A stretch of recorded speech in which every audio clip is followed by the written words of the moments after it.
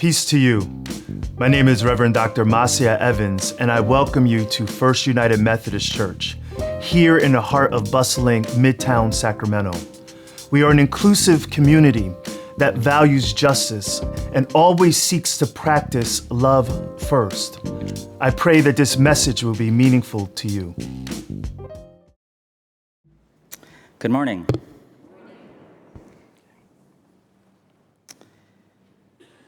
So naturally, on the last Sunday of Pride Month, we read about Isaac. That was a joke, sorry. Okay. This is a big one for us Christians. If you've spent enough time in the church, you've heard this one. It's a story that makes even the most pious stop and ponder. Some people hear or read this one, and they throw out this whole Christian thing out altogether for their lives, right? This is a hard one.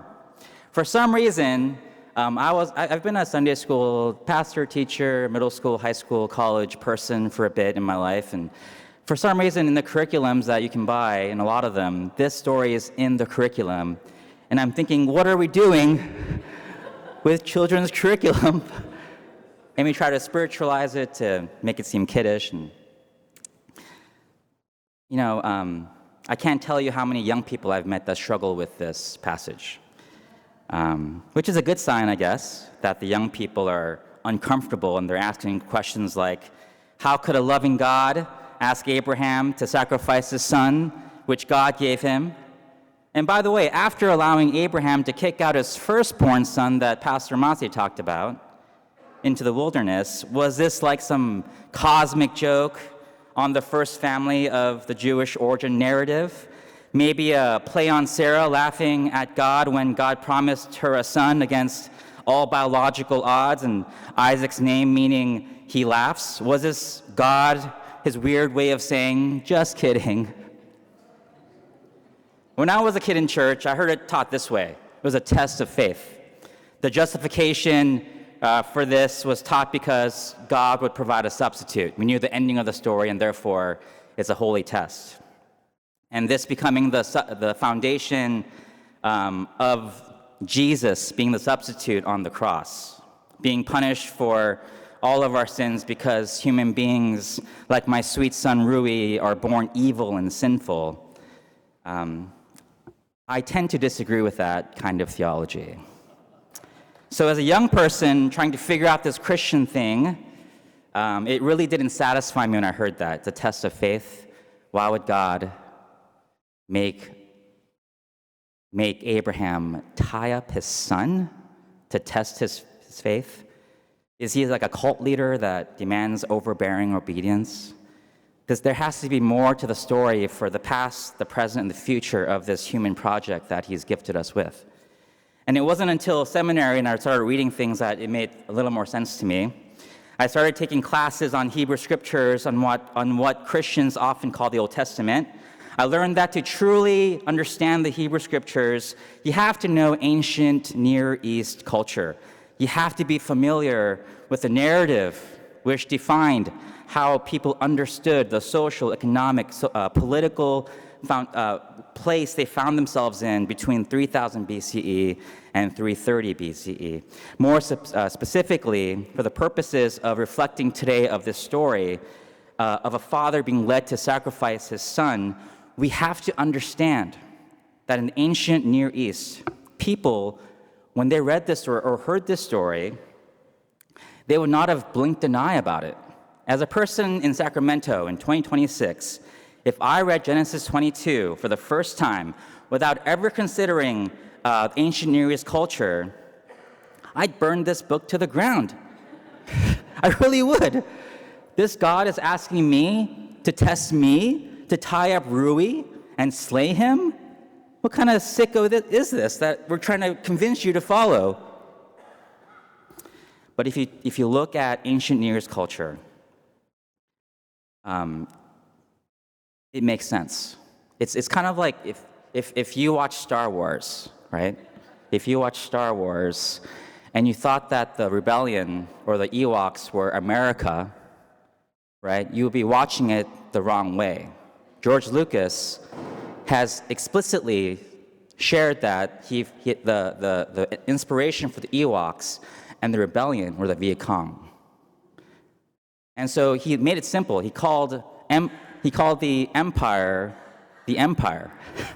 And so you would know that the American empire, all empires of human history, was represented by Darth Vader and his people, and the rebellion were like people like Viet Cong. If you watch Star Wars with the wrong lens, right, you might consider Star Wars a pro-American or pro-empire movie if you think the rebellion is the empire, right? In the same way, we have to fix our lens about Genesis 22. Because correctly understood, you understand why this story is in here and what it's trying to communicate. If you ever watch like videos or animations of this Bible story, if you just Google YouTube, Google Abraham sacrificing Isaac, Abraham is like in anguish, like, oh no, I must sacrifice my son. And he goes to his wife, Sarah, to like consult her, and she's crying, and Sarah's like, but Abraham, you have to. It's God. But if you look at the text, the Bible, and you put your ancient Near East hats on, what do we see? We actually see a very scary faith. There's an intense quality to the scene in this chapter. God appears to Abraham, Abraham, here I am, Lord. Take your son Isaac, and I want you to sacrifice him. Sarah is never mentioned, right? There is no checking in with the spouse about this one. There's no indication that Abraham was shocked or saddened or distraught over God's request. Again, there's a very silent quality to this scene. In verse 3, it simply says, so early next morning, Abraham just did it. He grabbed this, he grabbed that, he grabbed the son, and then he went. Nahum Sarna, professor, says that he surrenders in total silence to his own bitter personal destiny. No, not one word of rejection or fear or anger or confusion is uttered by Abraham. He simply accepts God's command. So imagine a silent and cold morning. Picture Isaac, this young boy, watching his father in silence chopping up wood for a fire for a sacrifice. His father gets rope and a sharp knife designed to kill. Something is going to die, and Isaac doesn't know yet what it is. Abraham doesn't even consult his son. They just go to the mountain. Then in total silence, Abraham builds an altar and lays down the wood for a fire, and then Isaac goes, hey, Dad, what are we killing? What are we killing today? In total silence, he grabs Isaac. And then an angel appears and says, Abraham, Abraham, do not raise your hand against the boy. Don't do anything to him. I know you fear God, since you have not withheld your son, your favored one, from me. And then God brings a substitute, a ram, to sacrifice instead. So why would Abraham follow this command so naturally? Why is there no anguish or sadness or fear? Historians, theologians, and sociologists today are not really sure how and why people ritually sacrificed children back in ancient times. However, people like Abraham and Isaac grew up in a world that simply sacrificed. They understood that to have a blessed life, for the crops to grow, for the rain to fall, for your family to succeed, for you to flourish, you had to sacrifice X, Y, and Z, including children. In order for you to have money and stuff, in order for you to have more sons and more daughters and more grandchildren, you had to ritually sacrifice things for the gods. We're not sure why, but as today the earth is round and the sky is blue and there's a force called gravity, people believed that these ancient gods, right, needed to be appeased. People believed that the worst thing that could happen to someone was being disconnected from the gods. Sacrifice was a means to connect yourself to the gods of your life that controlled the weather, your breathing, all these things. They even believed that gods had to eat. And so gods created human beings to feed the gods. You offer food, right? You offer food to the gods because the gods didn't want to farm anymore. So they created human beings to farm and provide food. And in exchange, the gods would provide you food. That's the kind of world Abraham and Sarah lived in. And so when this new God, because Abraham was new to Yahweh, he was figuring out who Yahweh was. And he was trying to figure out who this God is. And this God says, I want you to sacrifice Isaac for my blessings. It was natural for him. Okay, this is how the gods are.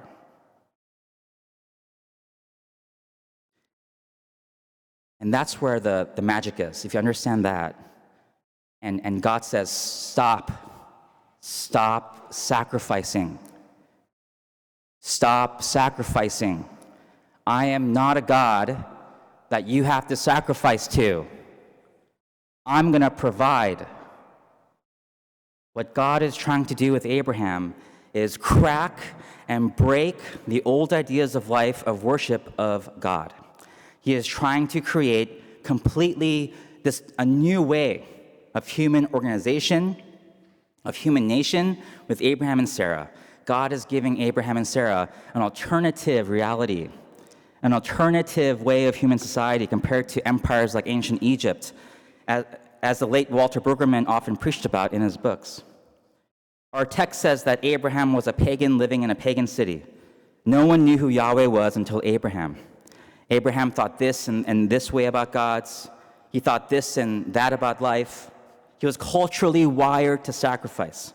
It was a part of his daily thinking. But this type of ritual sacrifice thinking was something that God did not intend. In fact, it's the result of sin, a life apart from God. In this test of Abraham, we see a glimpse of what the world had become and what God dreams of us, all encompassed in 14 verses. A world described in verse 14 of our passage. On the mountain of the Lord it will be provided. Abraham's worldview was turned upside down. The way we get blessed was being turned upside down. Taking your breath here, I think sometimes us modern folks often scoff at this story. Like, what a barbaric time it was back then. Thank goodness we don't live in the ancient Near East, where people sacrifice things all the time. This is 2026. I can order ribs from my phone and get delivered to me. Right to my door, ribs. What a time.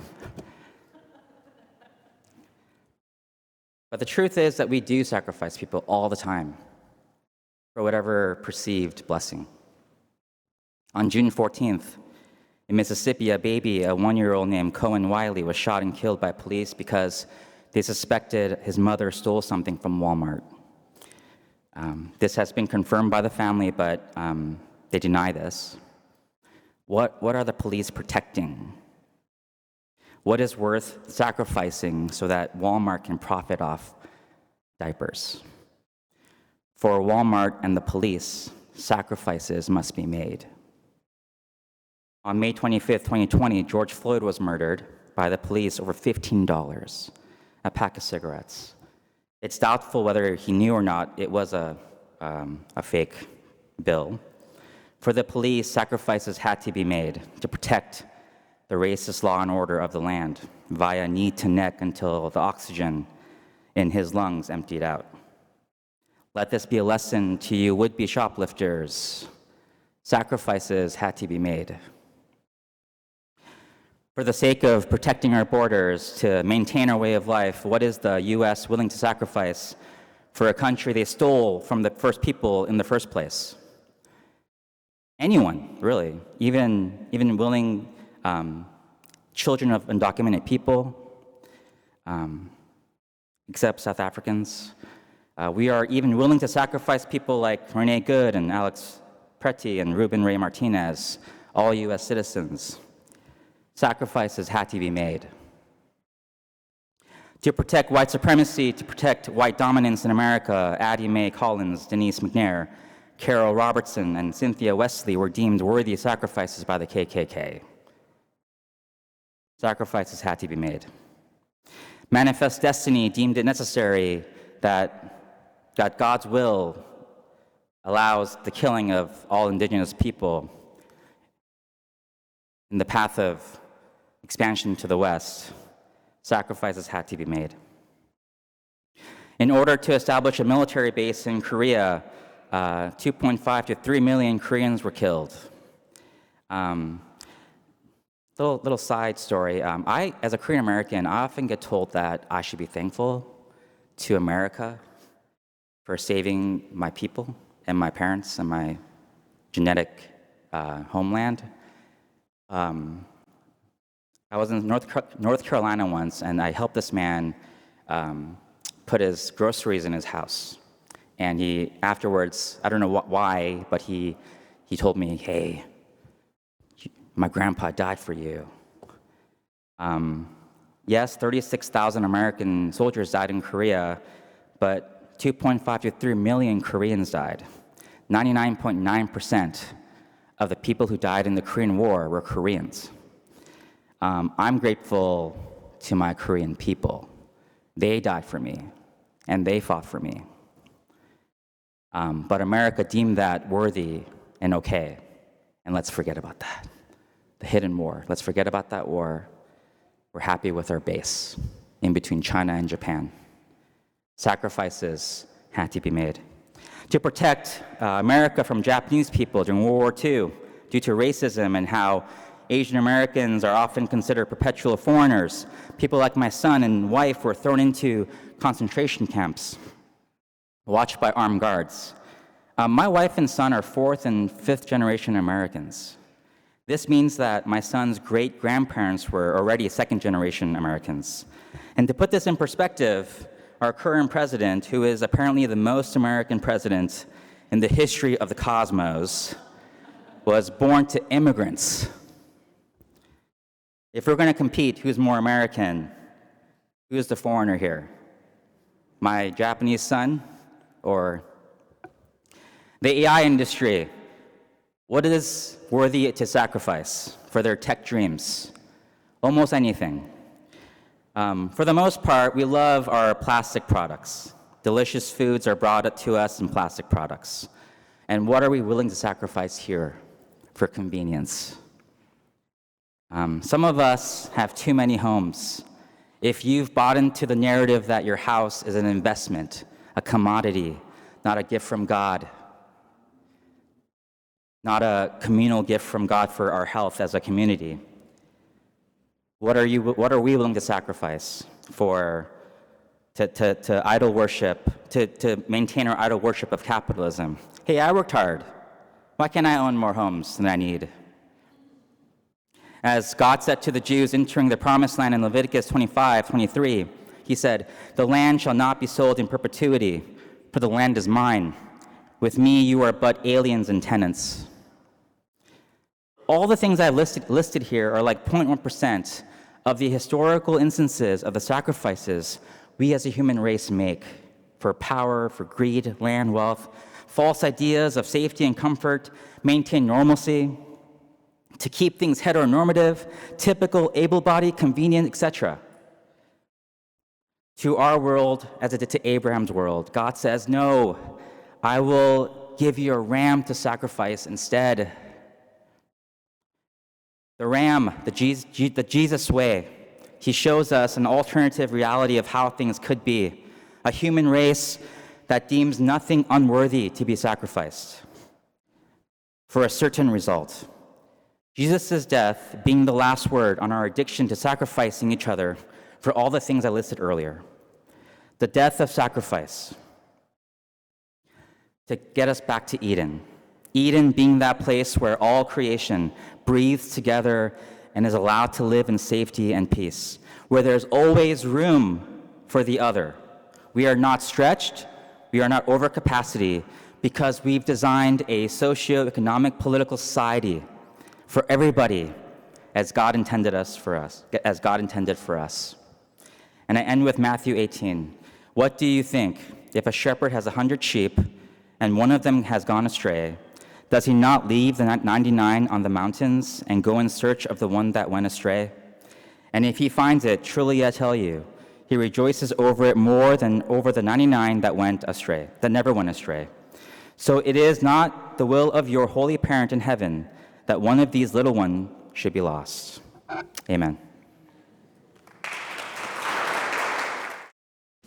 Thank you for watching.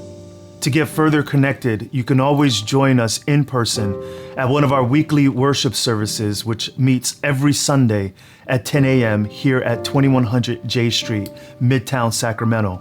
Or for more information, you can click on one of the provided links, which is also posted in the description.